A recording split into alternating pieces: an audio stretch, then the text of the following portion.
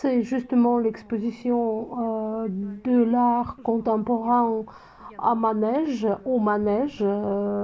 C'est une salle d'exposition qui se trouve au centre de la ville, près de la cathédrale Saint-Isaac. Et c'est l'exposition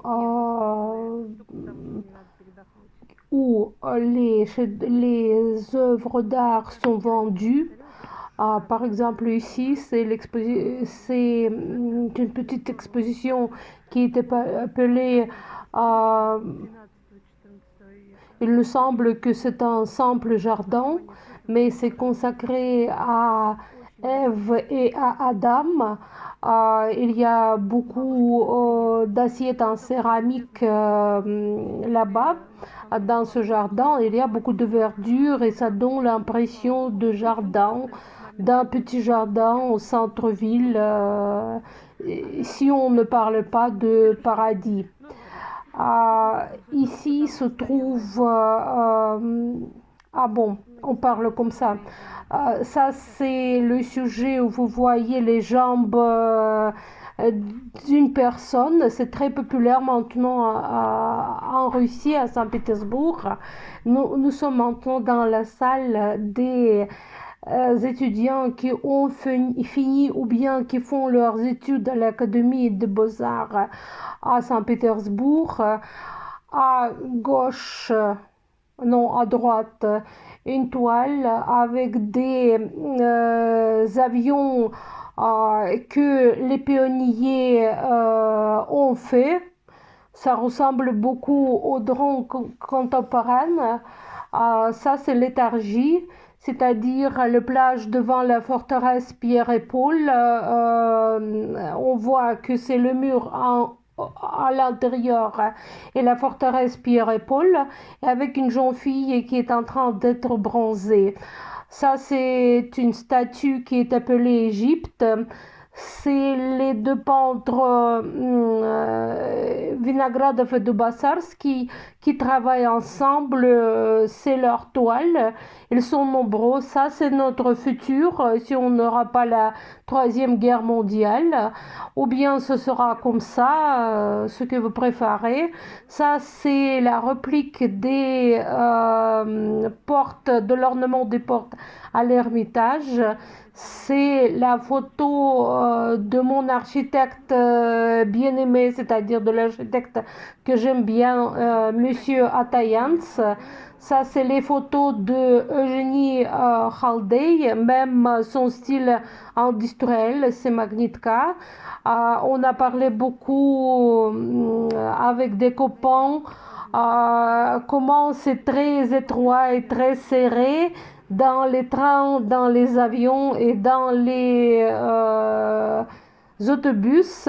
En plus, le style industriel, il était très populaire à l'époque de l'URSS. C'était très romantique, j'ai déjà montré. Et pour le moment, c'est surtout des ruines qui sont montrées. Ça, c'est le vaisseau spécial en ruine.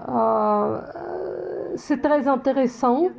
C'est un télé qui a une statue à l'intérieur. C'est agréable à regarder, mais il faut le mettre toujours et prendre de l'électricité. Je n'aime pas ça. Ces trois sculptures, les personnes qui marchent sont couvertes de fleurs.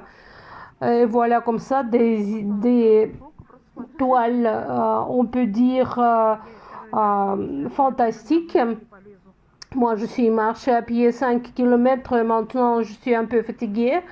Ce paysage que vous voyez, trois filles avec un monsieur qui ouvre son manteau, c'est le propriétaire d'une galerie qui vend ses toiles, qui vend les toiles de sa manteau, de manteau.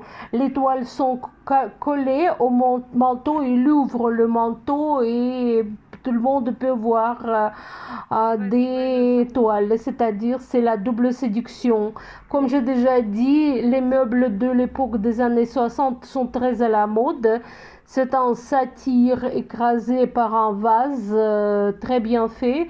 Vous allez voir l'art de la Grèce ancienne et du Rome est très attractif pour nos peintres. Il les influence beaucoup. Ça, c'est Anton Tchoumak qui a fait deux phares et un mausolée.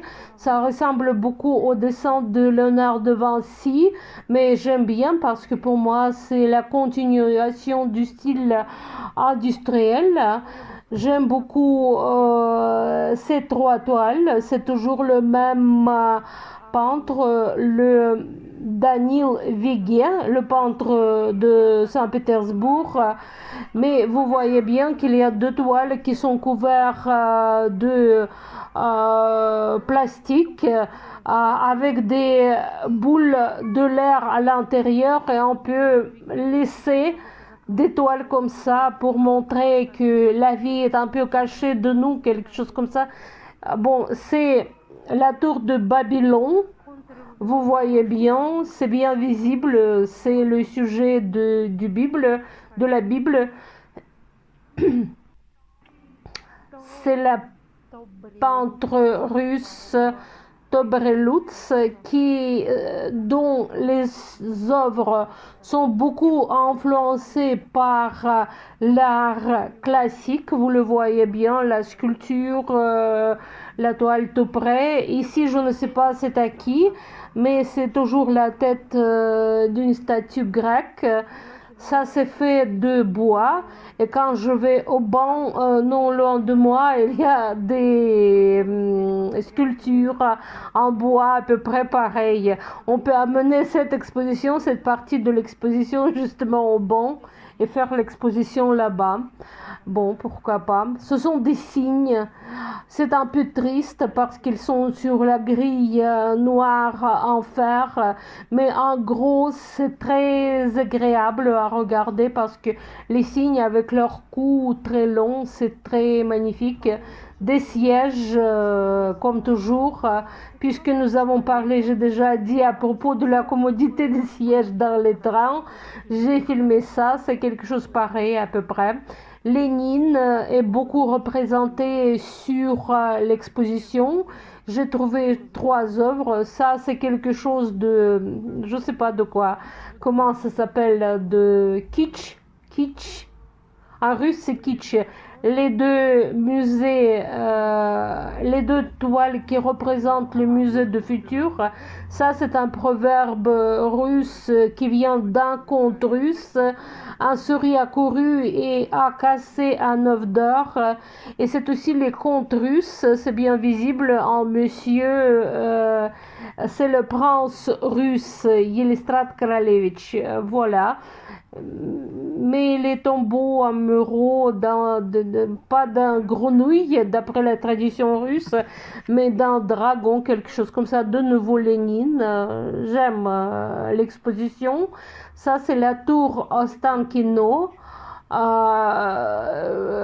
Toujours le style industriel, d'une part parce qu'il y a là-bas un hélicoptère qui amène une pièce détachée de cette tour, mais en même temps il y a des pièces détachées de cette tour qui sont détachées. Voilà un peu de notre exposition.